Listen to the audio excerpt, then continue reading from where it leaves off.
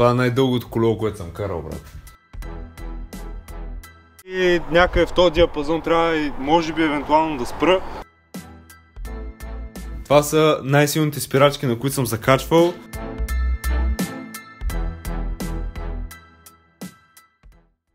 NS Fuzz 2019 година, L размер, рамката е огромна, на мен ми е дълго. Окачването Fox 40 Elite 2019 година вилка, Fox DHX RC4, 500 либри пружина, нещо много интересно. Имаме лагер тука. Виж лагера, бе. Да може да си я регулираме малко по-лесно. Скоростната система на колелото. Курбелите са карбонови, Raceface, обтегача е SRAM HIXO, също е карбонов. X01 е също с обтегача, още по-скъпата версия. Командата също е X01. Отзад касетата е 7 скорости, като плочата е 36 зъба. Реално е скоростна система за DH, от до. Задната главина е уникална, Hall Pro 4. Синьо, цветовете са брутални, отпред също главината е Hall Pro 4. Шините и двете са Jet Set, като колелото е 27,5. Измерихме 63 reach, 63 см, като отгоре на това е с градусови чашки, които свалят 2 градуса от рамката. Wheelbase също е огромен, което ще рече разстоянието между тази ос и тази ос. Брутално е хидравлично колче на DH колело. И аз бях скептично настроен, пробвах го. Сега и аз ще взема какво да ви кажа. Кормилото е Rental Fat Bar, гриповете също са Raceface. Гумите са Minion DHR и отпред и отзад, като са 2.6, което е горе-долу колкото гума за трактор. Водача е Cox Rave, като е тук са правени малко модификации. Колелото по принцип се кара с флатове. Не мога да карам с флатове, сложих си клипсове. Ето тук ще ви излезе клипа флатове срещу клипсове. Какво мисля аз? Пустатка! Чачероко!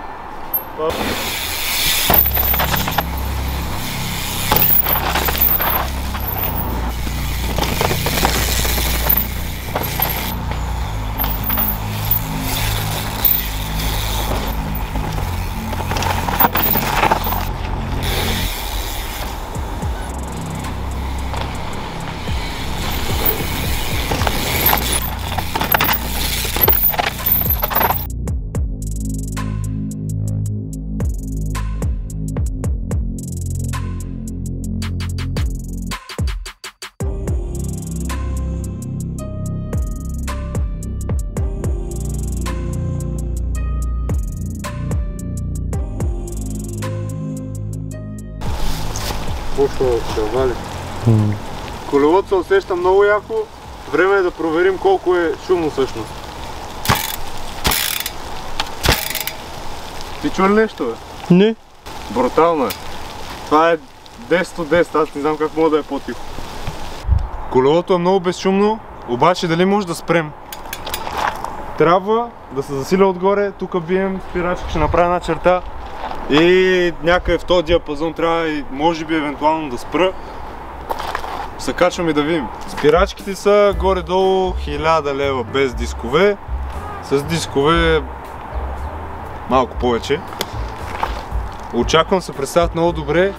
Да видим за колко метра може да спрем.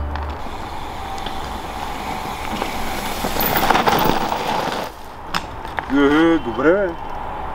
Добре, бе. Колко метра са това, брат?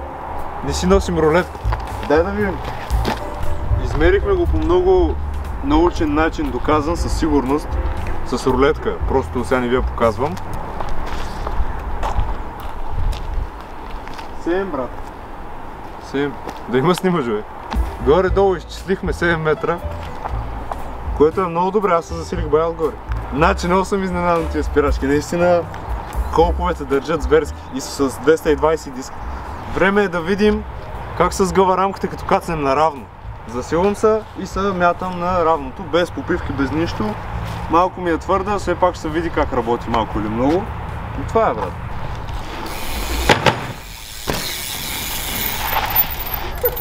Много е твърда, брат.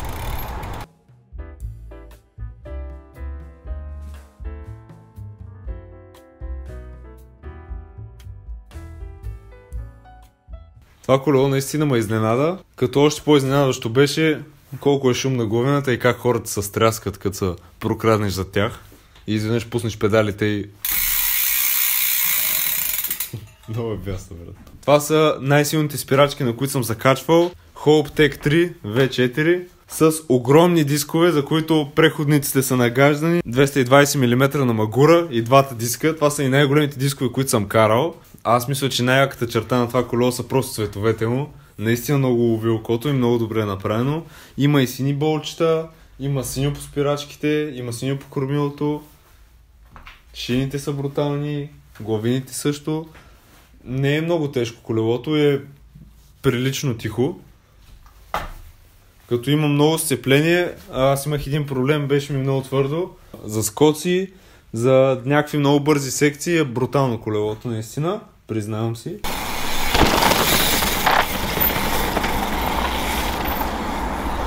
Аз му дам 10 от 10.